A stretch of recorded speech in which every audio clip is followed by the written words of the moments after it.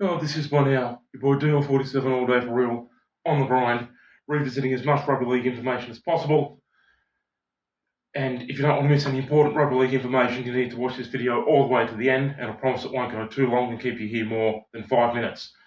This time, a request for Liam Porter. He wanted the West Tigers game, round 19 of the 2004 season, against the Melbourne Storm at Leichhardt Oval, which involved an infamous and ugly incident between Danny Williams and Mark O'Neill. So let's go. Let's pop it off, get straight into this one.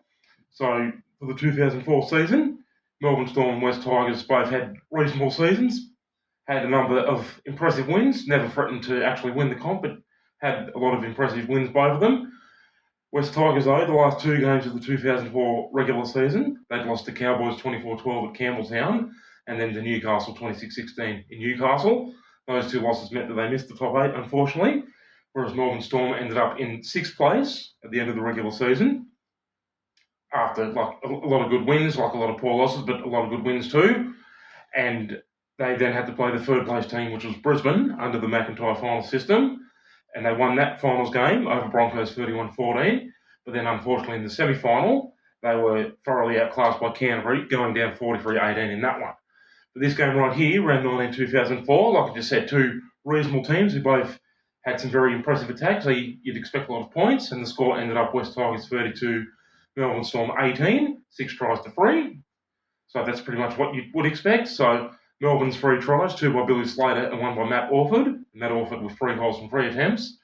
And the West Tigers 6 tries, very impressively, 2 tries and 4 goals from 6 attempts by the fullback Brett Hodgson, one of my personal favourite players. A try by Jason Moodie, a try by John Wilson, a try by Scott Sattler, and a try by Mark O'Neill. They were the Tigers' point scorers. But what the game is most remembered for, unfortunately, is an infamous incident in the second half where I don't entirely agree with the aftermath, but this is what happened.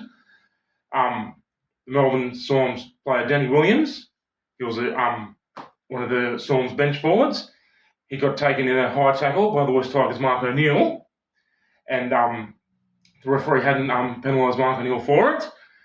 Danny Williams then overreacted, and he then went and followed Mark O'Neill and King hit him from behind to the acrimonious reaction of the Leichhardt faithful, as you'd expect.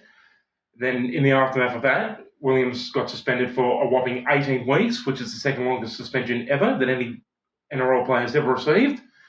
18-week suspension, and after that, Storm let him go, didn't want him anymore. That part's fair enough. That's the punishment he got for his King hit.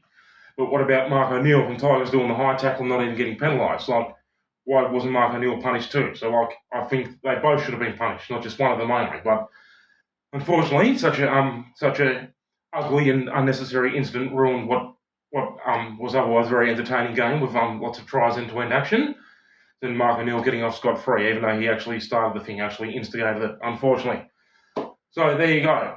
2004 round 19, not a particularly not a pretty one, but it was a request, so I was always going to do it. West Tigers beating Melbourne Storm 32 points to 18.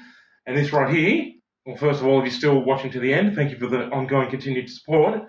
This video right here is going to be the last one just for a little while. I've ordered some new equipment. Notice there's a lot of poor audio quality and a poor visual lighting quality in my videos, I have noticed. So I've ordered some equipment online, like a new mic and a new ring light to try and address those problems, but I'm not going to stay away too long. So when that equipment arrives in the mail, hopefully 2 or 3 weeks, we'll get back into it and continue revisiting as much rugby league information as possible. DL47.